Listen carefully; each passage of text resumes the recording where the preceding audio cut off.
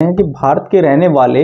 जो भारत के रछौती गांव जिला मेरठ का रहने वाला उत्तर प्रदेश का रहने वाला जैद के बारे में, जो कि भारत के यूपी में पड़ता है, जो उत्तर प्रदेश में पड़ता है, यहाँ का रहने वाला जैद, जिसके पिता का नाम जुवैद होता है, ये सन 2018 में एक ट्रांसपोर्ट कंपनी में सऊदी अरब में काम करने के लिए जाता है। इससे पहले इसके दो बड़े भाई वहाँ पर काम करते हैं। ये भारत का रहने वाला है, ये एक ड्राइवर के तौर पे वहाँ पर सऊदी अरब में एक ट्रांसपोर्ट कंपनी में कार्य करने के लिए जाता है। तो ट्रांसपोर्ट कंपनी में जब काम कर रहा होता है तो यहाँ पर इसको बहुत कम पैसे मिलते हैं, 15 से 20 हज़ार रुपये के आसपास इसको यहाँ पर पैसे दिए जाते हैं।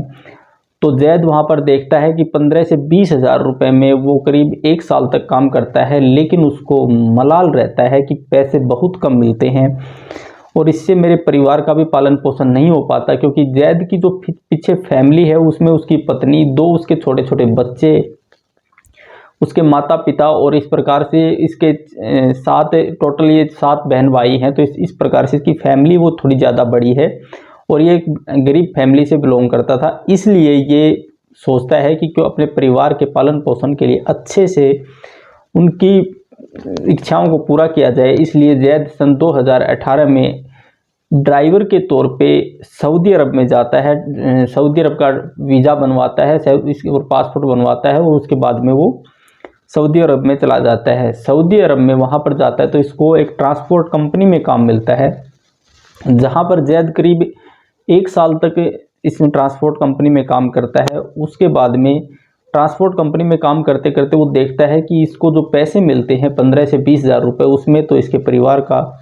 अच्छे से पालन पोषण नहीं हो सकता। तो फिर ये क्या करता है कि वहाँ से सोचता, बहुत दिन तक काम करने के बाद ये इस कंपनी को छोड़ देता है और एक दूसरी कंपनी में काम करना स्टार्ट कर देता है। जब ये दूसरी कंपनी में काम करता है तो इसको वहाँ पर अच्छी खासी सैलरी मिल रही होती है और ये वहाँ पर अच्छे से बड़ा खुश होता है और इसकी फैमिली के साथ इसकी बातचीत होती रहती थी और इसको ये अच्छे से वहाँ पर बड़ा खुश था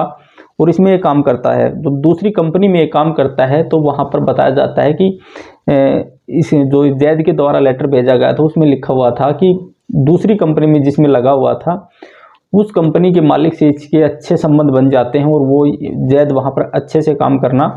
शुरू कर देता है, जिससे इसका पालन पोषण, इसके परिवार का जीवन यापन अच्छे से चलना शुरू हो जाता है।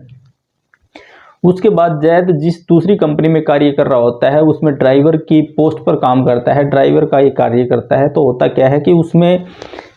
अचानक से इसके जब बुरे दिन आते हैं तो दोस्तों मतलब सब कुछ साथ छोड़ देता है। कहते हैं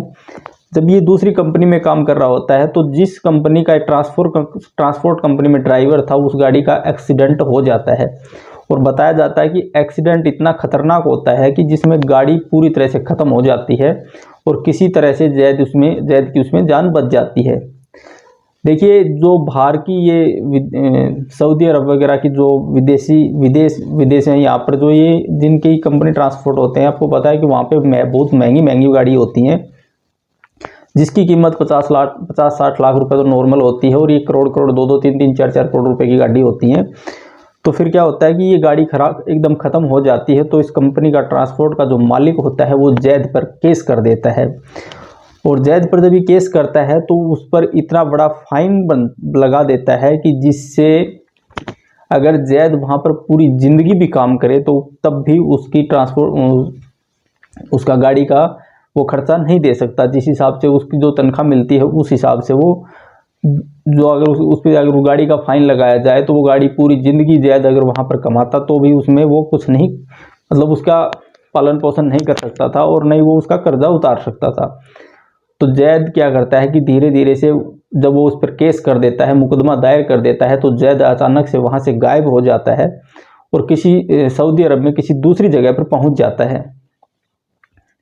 जैसे किसी दूसरी जगह पर पहुंचता है तो वहां पर इसकी दोस्ती एक पाकिस्तान के व्यक्ति से होती है और वो पाकिस्तान का व्यक्ति जो उसकी दोस्ती होती है वो उसको अपनी सारी स्टोरी बताता है। तो वो जो पाकिस्तान का रहने वाला व्यक्ति था वो जैद को किसी दूसरे जो सऊदी अरब का कोई व्यक्ति है जो कि वहाँ पर पुलिस में काम करता है, पुलिस में पद पर किसी पोस्ट पर काम करता है, तो उसको वो बता देता है कि ऐसे ऐसे मेरा दोस्त है, इसको प्लीज़ किसी दूसरी आपके पास कोई काम धंधा हो तो इसको लगा लीजिए। इस प्रकार से वो वहाँ पर काम करते करते वो एक पुलिस वाले के पास में काम करने लग जाता है और पुलिस वाले के साथ उसकी अच्छी दोस्ती हो जाती है और पुलिस वाला उसको अच्छी खासी सैलरी देना शुरू कर देता है। और उसको जो काम देता है वो काम क्या होता है कि वो पुलिस वाले के पास उसकी खुद की गाड़ी होती है और उसमें 2-4 बैग रखता है और वो मतलब उस बैग को एक स्थान से दूसरे स्थान पर भेजता है। रोजाना उसका यही काम था कि 4-5 बक्से उसको देता और वो उस गाड़ी में रखता और किसी दूसरी जगह पे उनको सप्लाई करता था। तो जैद को क्या होता है कि जैद उस पर शक नहीं करता कि जैद उसको जो सामान होता है उसको वहाँ से उठाता है और रोजाना उसको सप्लाई करता है। देखिए वो जैद उनको बैग को चेक नहीं करता क्योंकि पता है कि सऊदी अरब में इतने सख्त कानून हैं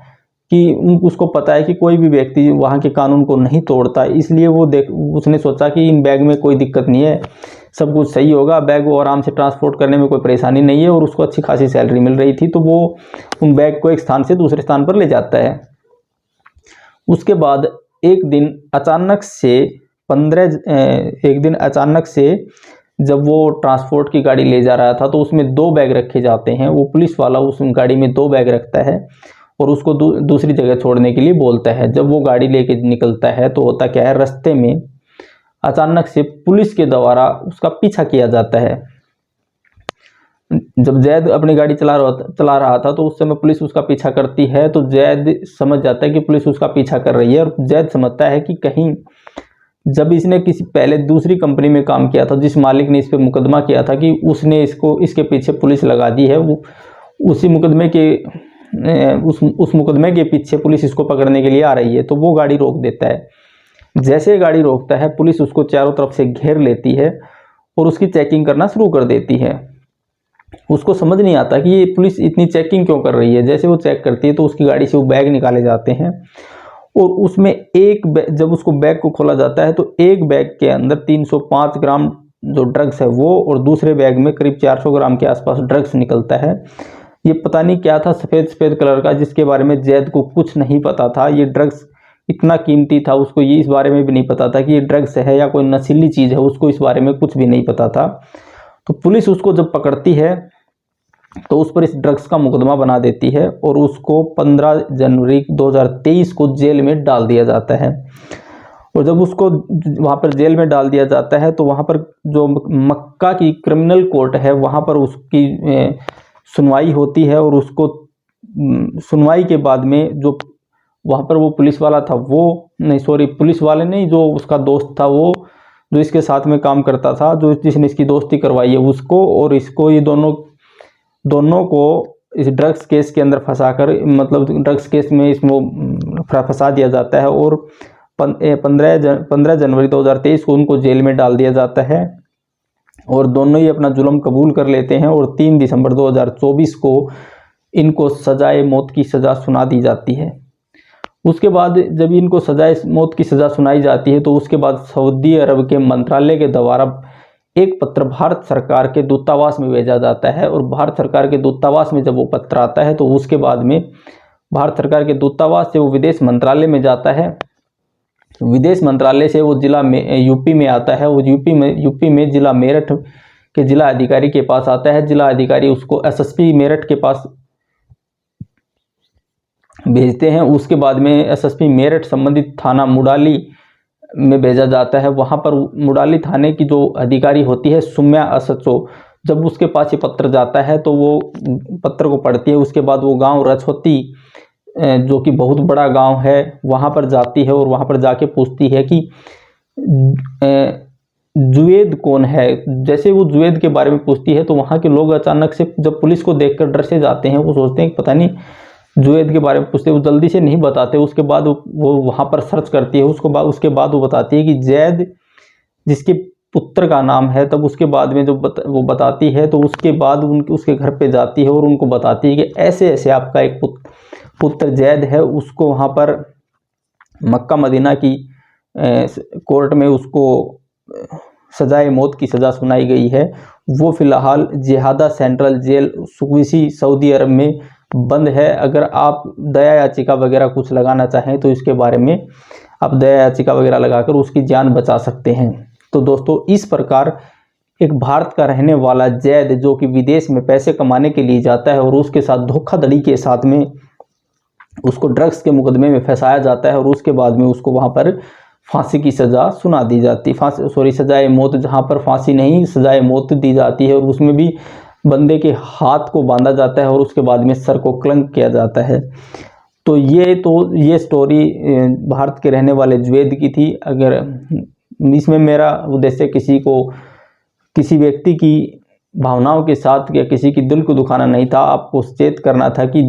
विदेश में जब भी आप पैसे वगैरह कमाने के लिए जाएं तो वहाँ के जो